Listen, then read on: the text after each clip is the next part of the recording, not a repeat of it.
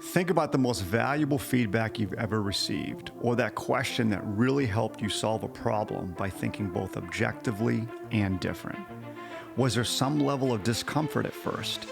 Did you have to lower your guard a little bit so you could objectively receive and debate either the feedback or the question? And more importantly, how did the experience impact how you felt about the person giving the feedback or asking the question? This experience is called positive tension. It's the art of asking questions and making observations that may be at first uncomfortable for the recipient, but the exchange is invaluable because it helps the other person to think differently about their situation, experience, and/or results. If you want your prospect to make a change, the psychology would suggest that they will need to feel and work through positive tension. In this episode of Breaking Sales, Pam and I dive deep into why creating positive tension is crucial for transformative conversations. You'll learn why your prospects need to feel tension to seriously consider change, techniques for framing tough questions in a way that builds trust, and how to find your authentic voice when discussing sensitive topics. If you want to stop spending so much time chasing prospects for answers and you want to sell more, this episode is for you. Let's break down the psychology behind positive tension and how you can use it as a tool to help your prospects gain conviction toward change.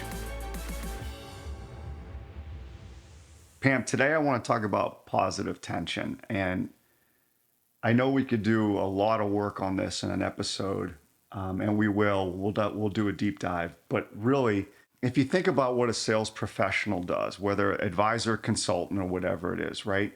The field that a sales professional plays on, or the court, is the conversation. If you get really good at your conversation, that's your field of dreams. Absolutely. Yep. That's where you make things happen, whether it's building the trust, whether it's meaningful, powerful conversations, right? Whether it's presenting a story in a very appropriate, applicable fashion. And of course, as you and I know, those who are okay being the catalyst for positive tension and being okay with positive tension permeating in the conversation, they tend to have the best conversations. Agreed. I agree with you 100% on that. And so for our audience, positive tension, right? It's your willingness to ask questions or make observations. A lot of times, though, I would probably say it's more asking questions, but it's either or. It's your willingness to do that, not knowing how the other person is going to answer the question, not knowing where they're going to take the question. And the questions themselves cause that other person to actually start thinking differently about the topic you're talking about. Does that make sense, Pam? It does. And I think, for our listeners, what we coach is a conversation that's rooted in the psychology of decision making. And one of the things that we always talk about in our coaching is it's imperative that you understand your role is to facilitate a certain conversation based on where your prospect is within the decision, change or no change. And if you're going to do this right, you are going to have to help them do the critical thinking necessary to figure out whether they advance into the further stages of change, no change. And that doesn't mean lay up easy questions. That means questions that are going to challenge somebody to think differently. That means questions that are going to cause you as the sales professional to be a little uncomfortable. I think, Dan, that tells us that we're doing it right. And we could dive in, and I love the psychology of decision making, and diving into each stage and understanding the types of questions that'll help our prospect figure out, do I keep going down this avenue where change is at the end of this? And the other piece too, I think that's important to remember about positive tension. My job is to also help you start teasing out those future stages of the decision making. We don't always have to be helping our prospects think about the next move. We need to be helping them think 2 to 3 moves ahead. And I think that is even more positive tension that gets infused into a conversation, when I'm trying to help you think 2 to 3 steps ahead within this decision. So I'm a big fan of this topic, and I feel like if there is not ownership from the sales professional on, it is my job to ask the questions that helps this person do the critical thinking necessary in each stage of this conversation. And like you and I have talked about, Dan, sometimes that means not just one person, but there's 3 or 4 people that are in this decision. And me helping my contact or the person that I'm dealing with think through, it's not just your perception that matters in this decision. You've got other people that have a stake in this.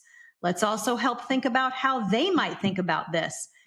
Sometimes those are also questions that result in a lot of tension in a decision-making process. If I was going to simplify it, when I have a prospect conversation, I look at it as in 3 phases. Now, every conversation is different, but I try to keep it simple to start with, right? No one can control where a conversation truly goes, and none of us can control how a prospect or the other person across the table reacts or responds to what we ask. But I try to keep it simple. So the first thing I always think about is, what are the just basic facts, to your point, on psychology of decision making? What's the current world look like? Why are they talking to me? What's on their mind? What do they want to accomplish? What do they want to get out of the conversation? What are they facing in their business, right? I'm just trying to do an understanding of kind of where are they? What brought us here today? What's top of mind for them, right? Once I learn a lot of that, then I know that it's time for deeper questions. And this is where I know the positive tension can start to build. And it doesn't have to be like immense positive tension out of the gate.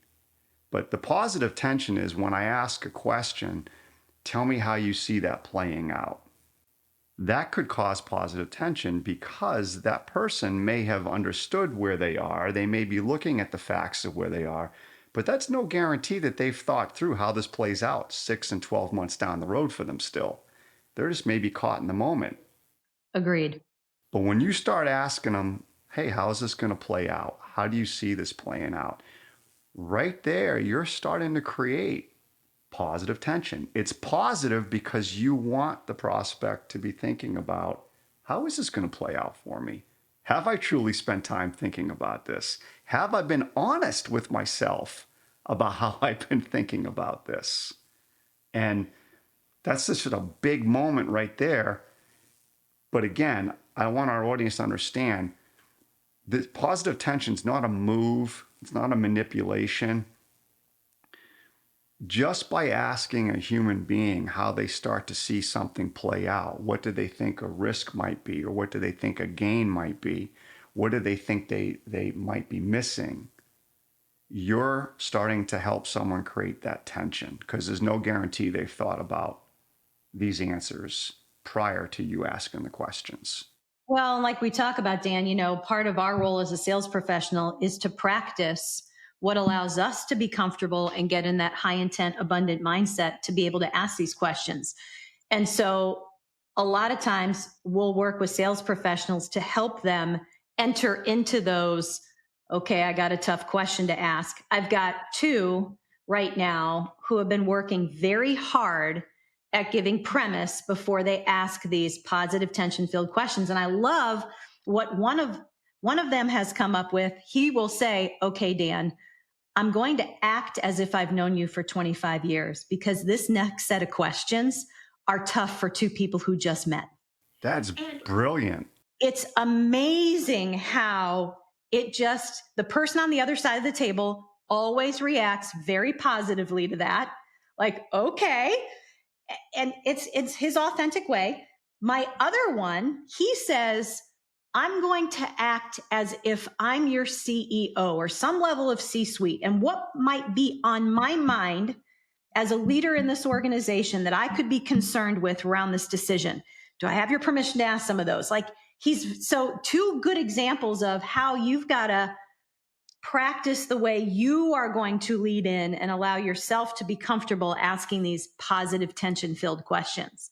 And it's funny, Dan, I think now more than ever, with the amount of competition, people that do what our sales professionals do in other companies very well, with the fact there's multiple decision makers now in these decisions, the skill of asking those positive tension filled questions is one that I think's got to go right up to the top if you're going to be an elite sales professional. I love that example that, and I think a takeaway would be is you're right. You have to, through some practice and role play, you just got to get comfortable through repetition on how are you going to present these types of questions. Because the third phase of my questions, which I haven't shared yet, is what I've learned from you. It's one thing to get and help a prospect decide that maybe change has merit, right? That's a lot of work. So right there in itself, that's pretty significant that you've actually helped someone decide, you know what? Maybe we do need to consider change. Maybe we do need to look at doing something different here because where we're at or where we're headed isn't going to work. That's huge. But what I've learned from you is that's one phase of it. Then there's this whole new phase, which is what are the hurdles? Hurdles. Here come the hurdles. What are you going to face? What are the barriers? What are the stigmas? What's the politics that you're going to face in trying to move this through? So I have a great example of this. One of the clients I coach, he's got this big deal he's working on, and he's got a CFO and he's got a risk manager, and the risk manager wants to go a different direction and has made it very clear the CFO wants to stay with him and his firm. And he is absolutely prepped well for this, where he went into the conversation and said to the CFO, hey, listen, I appreciate that you want to continue this partnership, but let's talk about what happens when you tell your risk manager that that's your intent. What do you anticipate, and are you ready for it? That is creating also positive tension because it, I don't want to say forces, but it truly encourages that CFO in that moment to think down the road of, what is this chain of events going to look like for me when I decide A and they want B? And it's funny, Dan, the more time we have to think about and understand our hurdles and prep for those hurdles, the more likely I will be able to overcome them. When I hit them head on and no one helps me think through how my risk manager is going to react, and then I'm in that conversation, I'm most likely not going to work through it in the same way I would have if somebody had helped me think through what's going to get in your way of making this change a reality. I remember about a month ago working with a prospect, our prospect, Pam, for Lappin 180. And he was like, I need to go to the board with this. He didn't have a budget. He decided that this is something he needed. So now he had to go get a budget. And then in order to get that budget, he's got to go to this board. So again, right? 3 phases, keep it simple, but they're there. So I had to ask him, I said, tell me, when's the last time you went to the board for money? He says, I haven't. I said, okay. So are you familiar? Do you have a sense of how this could play out? And he's like, I think so. I go, can you share that? So I'm now trying to help him share with me what he thinks going to happen. And we got to the point where it was like, okay, so are you sure this is the time to go get the money or try to get it? Because what's that chain reaction going to be for you if you do get it? But what's that chain reaction going to be for you if you don't? Exactly. Okay. And that conversation, Pam, was a half an hour. I mean, it was longer than most of the other discovery conversations exactly. On that part. So again, for our listeners, right? Really positive tension, you want your prospects to feel it. because they have to. If they're going to consider change, and if they're going to fight for you, if they're going to fight for this change, they have to feel this tension of what they're missing out on or what they're risking or what they could create. Agreed. So there's those three phases, right? Easy one, right? Go figure out the facts, what's happening, what brought us here today. Tell me about all of that. 2 gets a little deeper, right? Which is, okay, tell me how you see it playing out. Tell me the risks, tell me the gains. What do you have that you're working toward? What's that vision look like? Do you really need this to get there? If you don't have it, what happens? All of that. Pros and cons. Yep. And then 3 is, let's talk about how this might go down. Let's talk about the politics. Let's talk about the different personalities, who's going to want to say. Let's talk about the process itself. Let's talk about all that, though, before you go ahead and make this leap. Perfect. And we could even get into a 4th at some time, that gain conviction stage, when I'm, as a prospect, I'm dotting my I's and crossing my T's. What's your role in that conversation? Because I think that's the one that a lot of us feel like it's more self-serving than it is helping. So we could tease that out too at some point.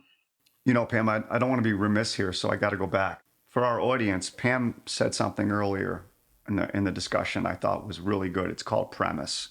It's our ability to let someone know what's coming. People don't like to get surprised by tough questions, right? You just can't turn to someone and say, hey, why do you guys do it that way? All right. There's no empathy. There's no psychological engagement. There's no trust. There's no bond. There's nothing in that question. All right. But you can turn to someone and say, hey, I'm going to ask you a question here because I'm curious and I don't want to make assumptions. Can you guys tell me what made you guys choose that path? Same question. But Pam mentioned it earlier, we're learning to use premise on how we shape the beginning of the question that we know is going to cause the other human being tension. And so we use premise to shape it so that the other person's not surprised, but actually engaged. And your words matter and your tone matters on that one. And that's what we should be practicing. Real quick for the audience, what does that one person say again? Because I thought that was brilliant. The first one? He says, Dan, I'm going to pretend like I've known you for 25 years because this next set of questions is tough to ask based on the fact that we've known each other for 5 whole minutes. And it is so well received. It is so well received. The beauty for our listeners is that's Pam's client finding his voice. Yep. And so for our listeners, don't underestimate that. I know it's easy to look for just the words, but you want to find your voice, that authentic, genuine voice within you. And that's what your client had done there. He had allowed himself to find that voice of who he is. Exactly. And that's what I would encourage our listeners to do is find your voice. It may sound similar to Pam's example. It might sound similar to the example that I gave 5 minutes ago, or it could be completely different. But the main message is for our listeners is this: positive tension is important. There's not a decision a human being makes without some degree of tension.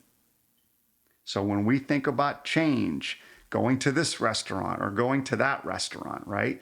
When we think about going to this vacation spot that we're typically always going to and the family loves it, but all of a sudden we're debating this new vacation spot, right?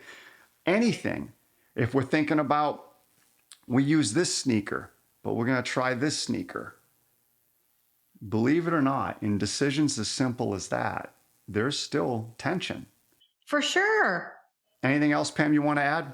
No, I think this is great. And like you said, we can get into a little bit deeper on how you do that in each phase of the decision-making process, future episodes. Awesome. Thanks, Dan. As we wrap up this conversation, I want you to consider this. How are you challenging your prospects to think differently? Growth doesn't happen in comfort zones, not for you and not for your prospects. Pay attention to the moments in sales conversations that make you slightly uncomfortable. These are often the pivot points where it's time to give yourself permission to ask the meaningful questions or make the difficult observations. The more you can push your conversation boundaries, the more likely your prospect will follow. If you enjoyed this episode, you can follow us on your preferred streaming platform. And if you choose, leave a review. You have many options to listen to. We appreciate the time that you spend with us, and we would value your feedback on Apple Podcasts.